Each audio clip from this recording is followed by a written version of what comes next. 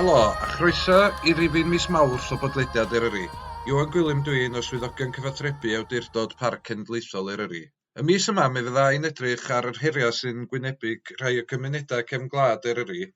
Dwi'n sgwrsio gyda'r pobl sy'n byw ac yn gweithio yma. Ac yna'n edrych ar atebion ar gyfer y sialensau hyn a'r gobeithion ar gyfer y dyfodol. Efo fi'n westeion fydd Elfed Wyn ap Elwyn yr amaethwr o Drawsfynydd, y Cynghorydd Craig a Iago o Gyngor Gwynedd ac Angela Jones o awdurdod Parc Cenedlaethol Eryri.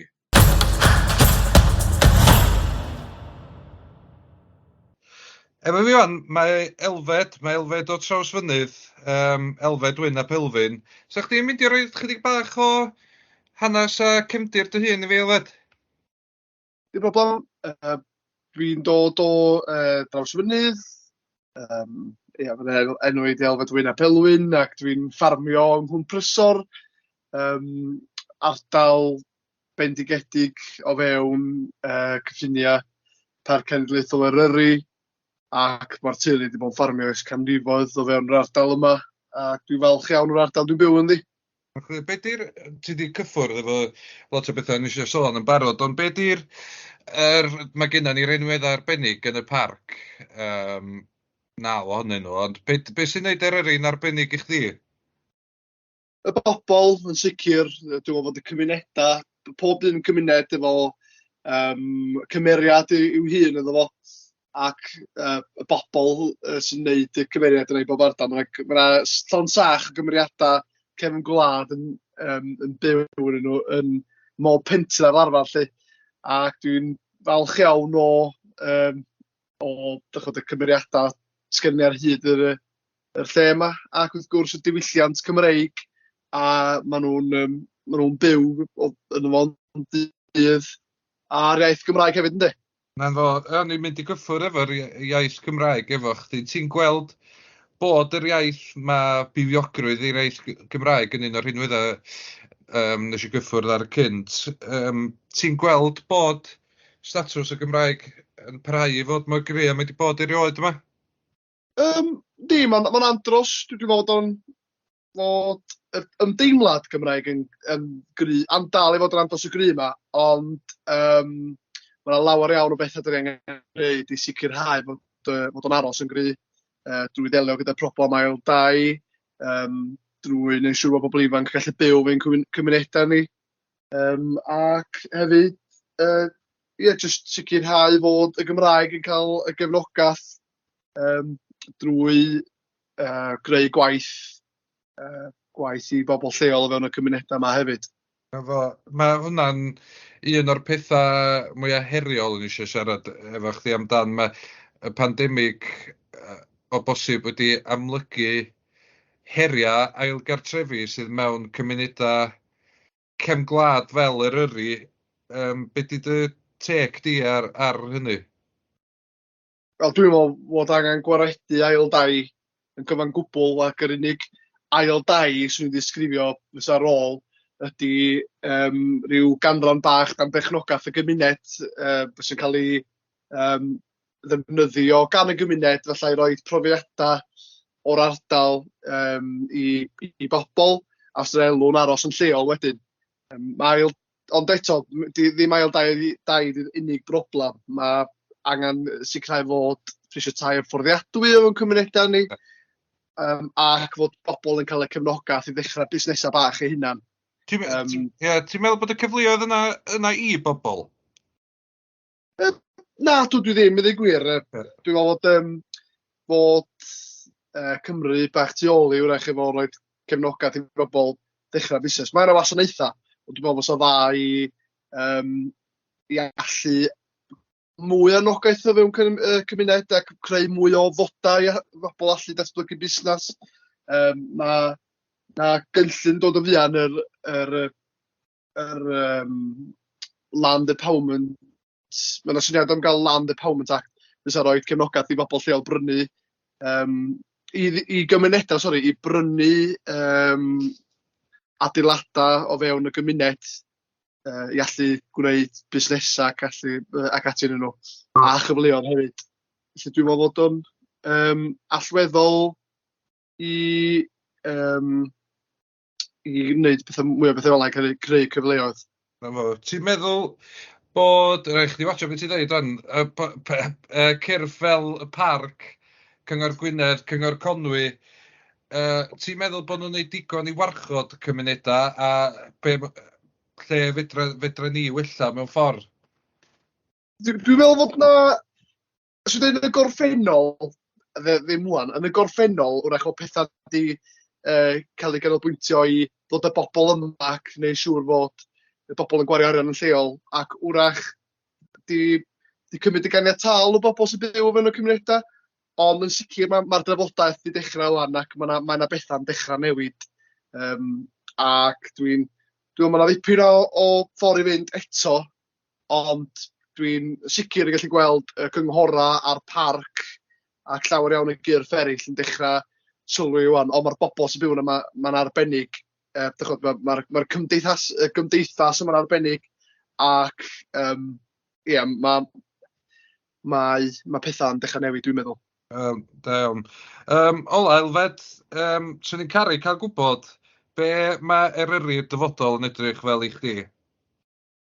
Iddo fi, Eryri Cymraeg, efo'r iaith yn gry yma, gyda bobl sydd penderfynu symud yma, mae yna gefnogaeth yn nhw ddysgu'r iaith, fod y gyfleoedd o swyddi o fewn ein cymunedau ni, grymuso bobl gyffredin i allu dechrau busnes eu hunan a creu cwmnioedd cydweithredol, a hefyd fod na ddigon o dai ar gael hefyd i bobl gyffredin sydd ddim yn golygu fod na angen morgais 1000 o flynyddoedd i allu fforddio.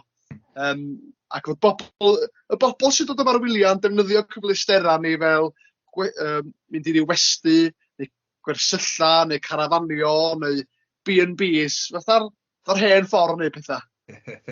Gret, diolch o'r awr, Elfed. Diolch o'r ti fa.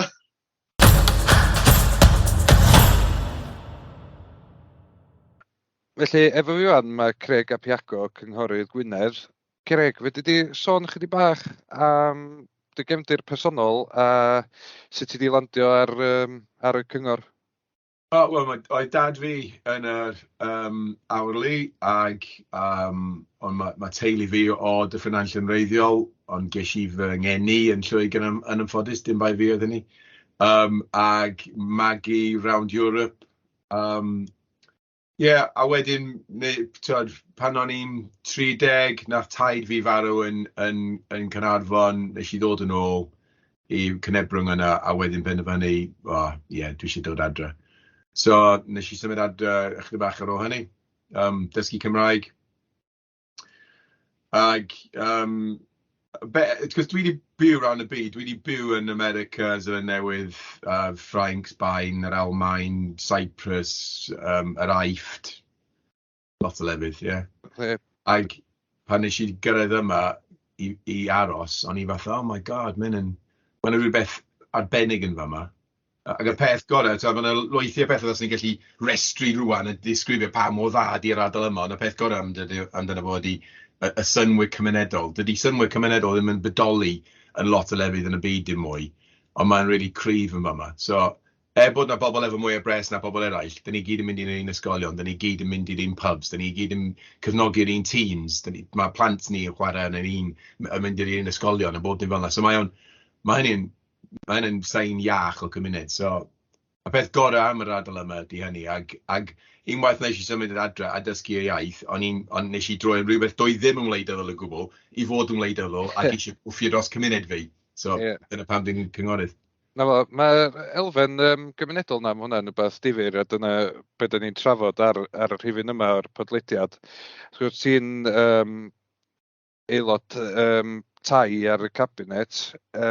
Di sôn chydig bach am y rôl yna efo ni. Wel, dydy pobl ddim wedi sylwi hyn, dwi'n meddwl, ond heb tai, does ddim ffasio beth y cymuned, dim yn yr ystyd ni drafod rwan, does ddim addysg, does ddim gofal, does ddim parc, does ddim byd, heb bobl, does ddim byd, a dyn ni angen cartrefi pobl, ac ar hyn o bryd, dyn ni'n wynebu ar gyfwng tai a pob lefel, so o pobl i cael tŷ i rywun, a hefyd, so ddim jyst prynu tai a renti tai, ond digartrefedd. Mae digartrefedd Gwynedd rwan mae o'n scary. Ac da ni'n gorau gwneud rhywbeth amdano fo rwan. So, a hefyd dwi efo cefndir yn tai mewn ffordd, ac dwi'n gweld, os ni'n gallu datrys y problem tai, da ni'n gallu datrys problemau da ni'n wynebu fel cymunedau.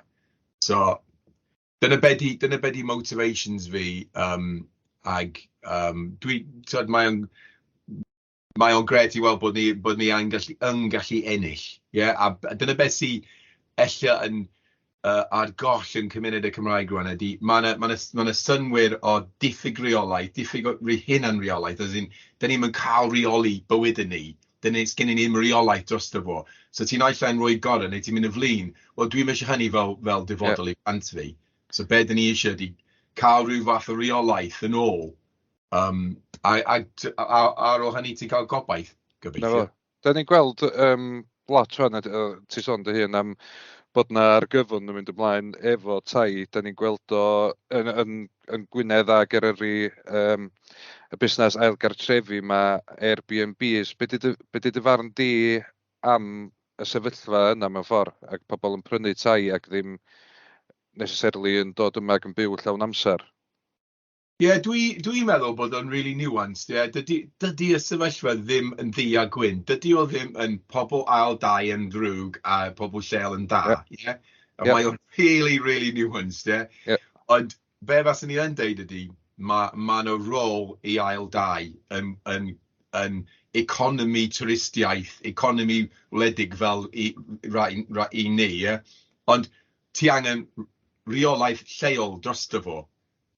Dim just free-for-all, lle mae pobl efo mwy o bres na ni, o tu allan cymunedau ni, yn gallu prynu tai, a defnyddio cartrefi ni fatha investment opportunities neu be dyn ni angen ydy wneud yn siŵr bod pawb efo tai cynta. Ond mae yna dim bai y pobl sy'n prynu y tai ail dau ydy o. Bai y pobl sy'n efo cyfrildeb dros roi y grym i ni, i reoli ag dylunio ein cymunedau. Edrych yn ôl wan ar cyfnod y pandemig a balli, ti'n meddwl bod hynny wedi gwaethygu y sefyllfa yna ta di amlygu fo? Dwi'n meddwl wahaniaeth rhwng y ddau beth. Y ddau. Mae di wneud y ddau peth yn bendant, so mae di wneud y ddau, dim just un neu y llall, mae di wneud y ddau, ond mae'n un peth arall mae di wneud, sef, yn fy mani, a mae'n peth positif, sef rhoi y cyfle i ni i sôn amdano fo. Achos cyn hyn, os fasyn ni'n sôn amdan tai ni, mae pobl actually accusio ni bod yn hilio, yn syth, a cael ni lawr. I'r pwynt lle doeddwn ni ddim yn fodlon cymryd y risg trafod o, achos da ni ddim eisiau edrych yn hilio. Ond be ddigwyddodd dros y pandemig oedd o'n glir bod o ddim yn problem pobl Cymraeg yn ebyn pobl Saesneg, pobl lleol yn ebyn pobl tu allan, oedd o'n problem pobl sy'n byw yn fyma a pobl sy'n dod i fyma a gweld ni fatha bolt holes neu investment opportunities. So oedd o'n tynnu yr ochr yr elfen hiliol allan yna fo. So mae hyn yn golygu, mae'n iawn i ni siarad rwan, so da ni yn siarad amdano fo, a da ni'n llwyddo fel da ni ddim wedi llwyddo flaen i wneud rhywbeth amdano fo. Ydyn ni'n gallu curo, yn dod i fyny'r ateb, ydyn ni'n gallu curo y cynnydd sydd wedi digwydd hefyd yn y pobl sydd eisiau tai yn Gwynedd, fel ail dau neu Airbnbs, dwi ddim yn siŵr. Ond y le bod ni efo fighting chance rhan, a doeddwn ni ddim o blaen. Na fo, so be di rei pethau mae cyngor yn edrych ar, ac wyt ti'n cytuno efo rhai o'r pethau, enghraifft y cynnydd mewn treth cyngor mae Llywodraeth Cymru wedi dod â i fewn yn ddiweddar? Wel, be ti angen ydi, mae'n ateb really similar iddo fo, okay, i'r problem, really similar iddo fo. A dwi efo MA yn cynllunio a bolisi a ieithoddol yn nes i wneud treithawd heriau iaith ag tai, okay? So mae'n bosib wneud, mae'n enghraifft y clir yn y byd o sut ti'n gallu wneud hynny. Ond be os ni'n deud ydi, ti angen stopio meddwl am y peth fel tai ail dau, problem ail dau, cos dydy o ddim yn problem ail dau, mae ail dau just yn symptom o y problem, y symptom yn gwynedd o'r problem, ac y problem ydy tai sydd ddim yn fforddiadwy, a dydy tai yng Nghymru ddim yn fforddiadwy. So, os da ni just sôn am yn ail dau, mae'n neud i'n edrych fel i just sôn am un peth. Be dyn ni sôn am ydy problem sy'n effeithio pawb yng Nghymru, ond mae'n just edrych yn wahanol yn Gwynedd. Ond yr ateb iddo fo ydy ti angen lot o tools yn y box, dim just un. Does ddim pwynt cael un tool blunt sef codi premium treth, achos yn y diwedd, mae pobl jyst yn ffindio ffordd around hynny. Fel ma'n ywan. A ti'n disgwyl nhw i wneud hynny hefyd. Be ti angen ydy y pecyn o y tools i gyd i datrys y problem. A fel dwi'n deud, mae'n enghraifft i clir yn y byd o y toolbox yna. Ti'n gwybod, mae'n broblem ar draws Deyrnas Unedig mewn ffordd, prisiau tai yma, falle dydy, ella bod o'n amlygu hun yn ardaloedd fel Eryri a Gwynedd am bod cyfloga ella bach yn is ar gyfer taledd mewn ffordd, so mae'n edrych yn waith. Wel, dos i Llundain i sbio yn Llundain, maen nhw efo un math, wel, yr un problem, ddim yn gallu gartrefi pobl lleol, ond dim achos bod nhw yn yr un sefyllfa ni o gwbl, just yr un problem, tai sydd anffoddiadwy ydi o. O'n i'n siarad cyn chdi efo Elfed o Drawsfynydd, ac oedden ni'n siarad chydig bach am cryfder cymunedau. Ti'n dal yn gweld bod, mae yna deimlad mewn pobl Cymraeg, dwi'n meddwl yn nostalgic ofnadwy a bod pethau well ers talwm a bethau. Ti'n gweld bod busnesau yn tyfu a cymunedau yn ffynnu, ta wyt ti'n gweld diriwiad yn y cymunedau Eryri a Gwynedd? Na, dim yn just rhywbeth Cymraeg, bob yn bod nostalgic. Mae Lloegr wedi seilio diwydiant a diwylliant a nostalgia. Dwi'n cytuno bod yn just Cymraeg. Ond dwi'n meddwl bod pobl yn nostalgic am yr amser yna, achos oedd o'n... Efo ni, efo cymunedau Cymraeg, mae'n amlwg bod ni'n iawn. Os ydy pawb yn y cymuned yn siarad Cymraeg, da ni'n gwybod, unwaith da ni'n 50% Cymraeg, 50% Saesneg, wel mae rhywbeth di newid, yndi? Mae rhywbeth di newid sydd ddim wedi efo ni. So mae'n mwy fath o marker, clirach, da ni'n gallu gweld, ie? Ond fas ni'n deud, a mae pobl eraill i deud hyn hefyd, da ni wedi wynebu sawl tôn o problemau efo tai, efo mewnfudwyr, dwi'n mynd neud, mewnfudwyr. Hyn fydd y tôn ola yn fy man i. Os da ni ddim yn neud dim byd amdan hyn rwan, yn y 10 mlynedd nesaf, fydd na ddim ffasiwn beth o cymuned y Cymraeg. Ond, sy'n peth drwg yndi, ond ar y llaw arall, faswn ni'n deud bod hyn dwi wedi gweld yn cymuned y fi, da ni gyd yn defnyddio shops lleol mwy, da ni gyd yn mynd i caffis lleol mwy, da ni defnyddio stuff lleol mwy, a dwi'n cofio yn y lockdowns, oedd ti sy'n strydoedd dyffryn anlla, ac oedd pawb yn siarad Cymraeg. Fel ti ddim yn gweld fel arfer, so mae'n fatha, oh my god.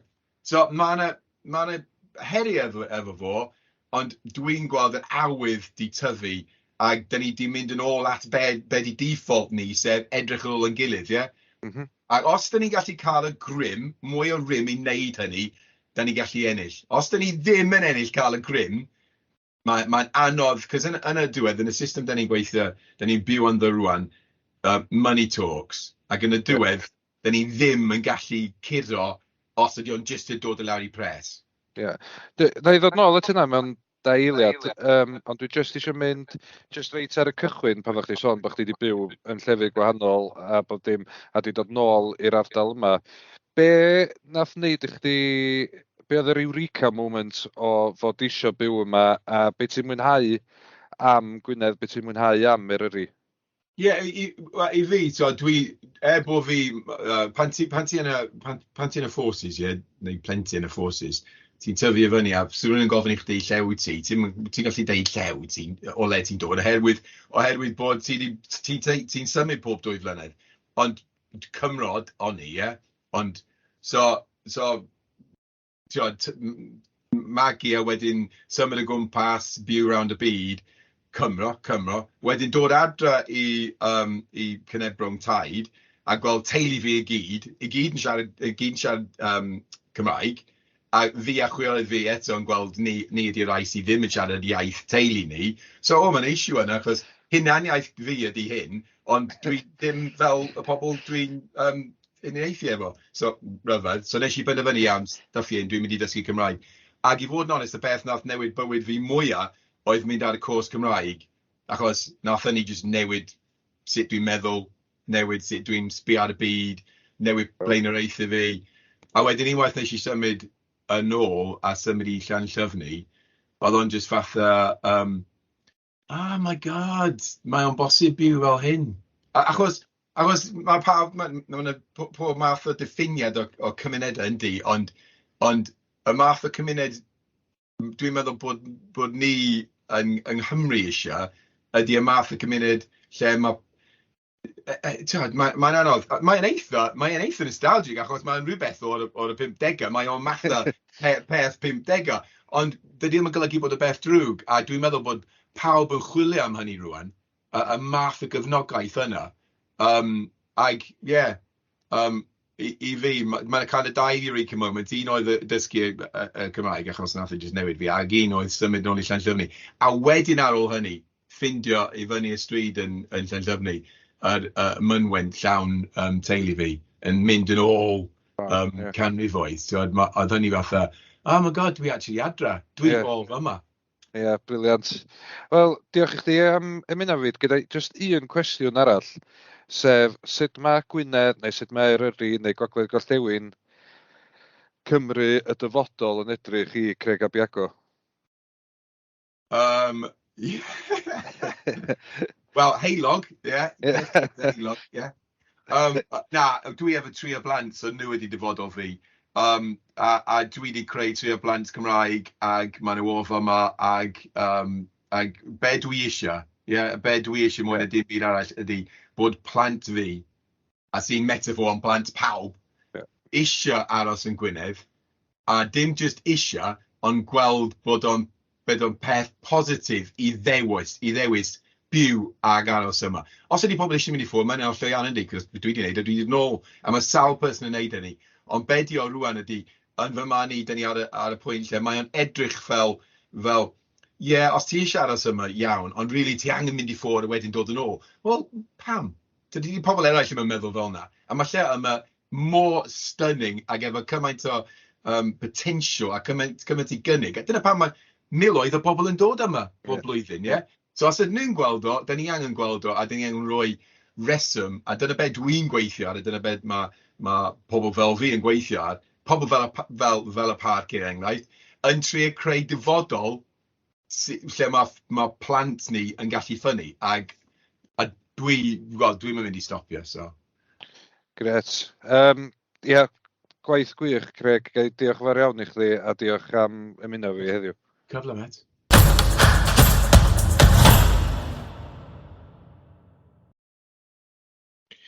Felly, ola, efo fi heddiw, mae Angela Jones, Rheolwraig Partneriaethau Awdurdod Parc Cenedlaethol Eryri.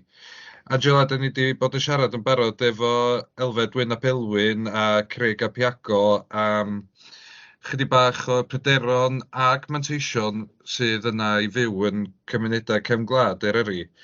Dwi'n gwybod bod chdi a dy DMD yn gwneud dipyn o waith o ran gwarchod y cymunedau yma. Wedi di sôn jyst chydig bach mwy fel trosolwg o'r prif waith da ni'n gwneud, yn enwedig wrth gynllunio ar gyfer y tymor ymwelwyr. Diolch Ioan, a diolch am gael di siarad, ond dyn ni'n neud amrywiaeth o bethau, rili. Mae gennym ni'r strategaethau mawr, dyn ni'n gweithio arnyn nhw ar y foment.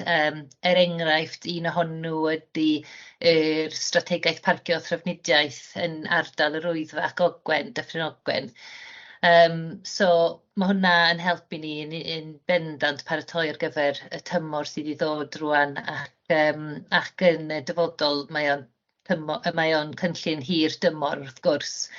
Ac wedyn, dyn ni'n gweithio ar y cyd ar y foment hefo Cyngor Gwynedd.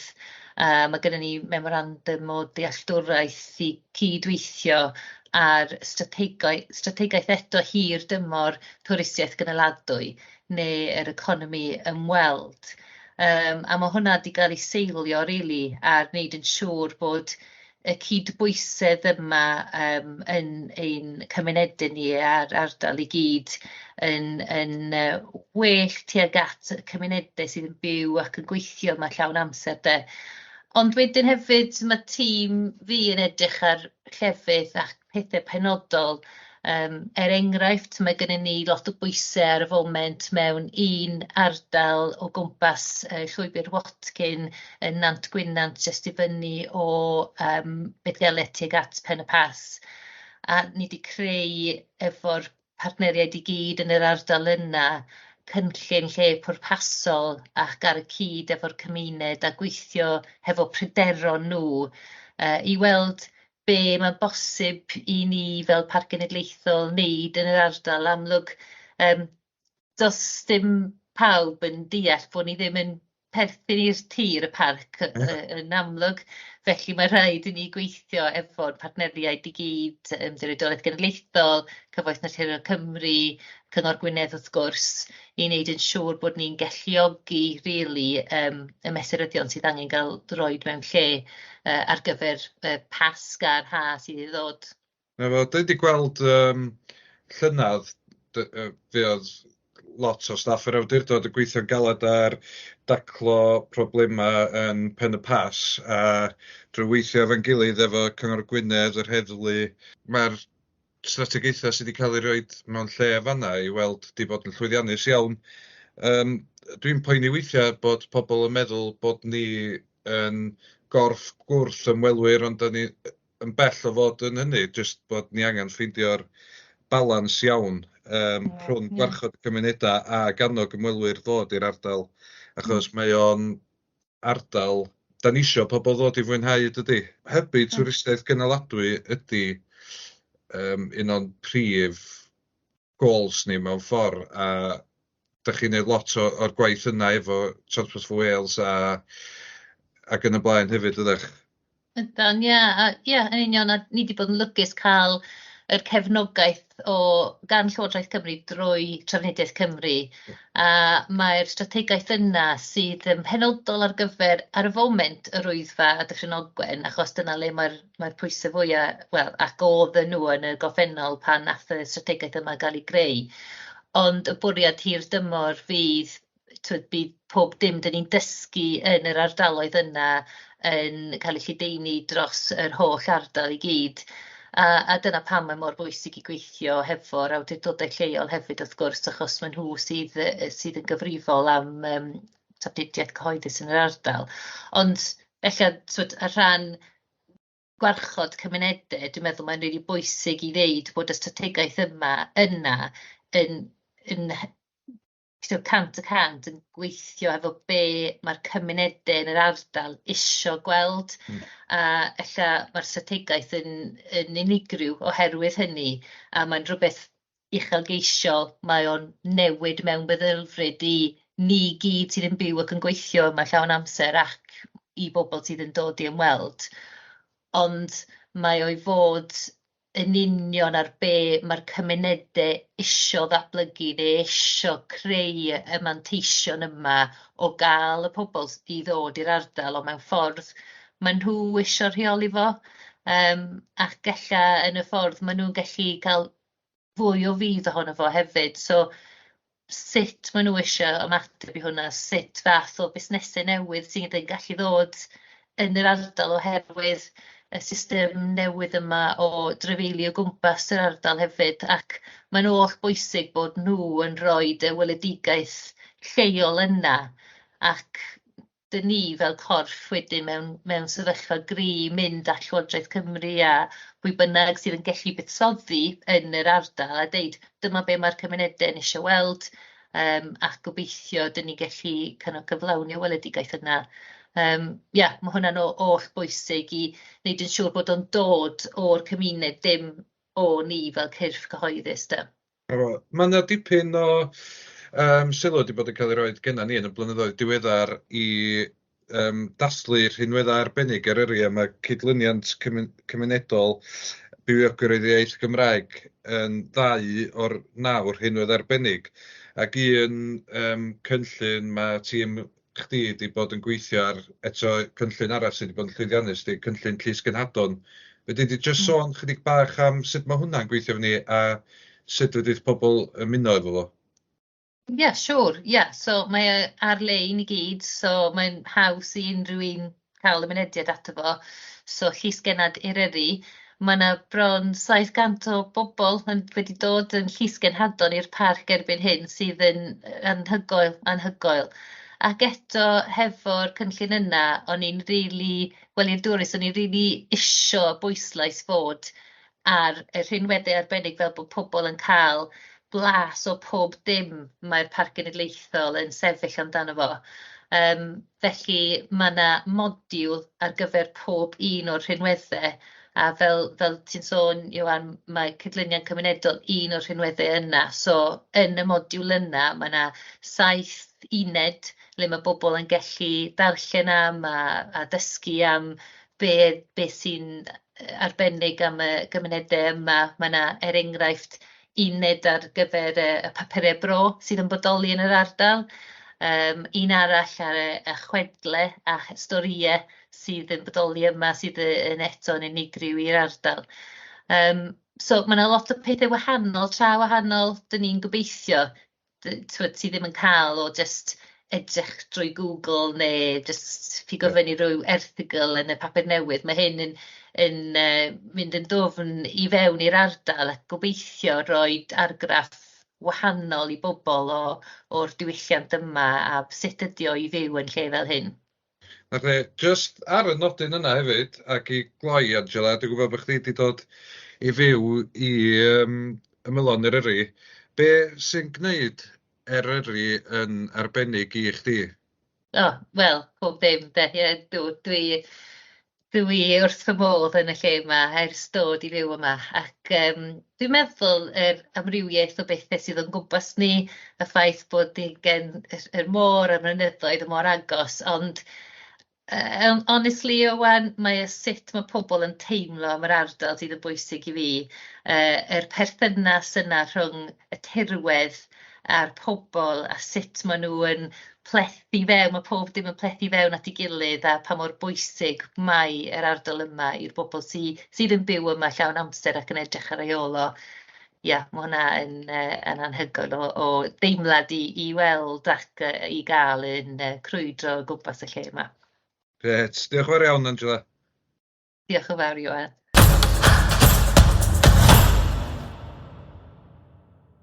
Wel, gobeithio eich bod wedi mwynhau yr rhifyn yna Bodlediad Eryri. Gai ddiolch yn fawr i'r 3 gwestai am ymuno efo fi heddiw. Am fwy o wybodaeth am waith yr awdurdod, ewch i'r gwefan neu dilynwch ni ar ein sianeli cyfrifon cymdeithasol.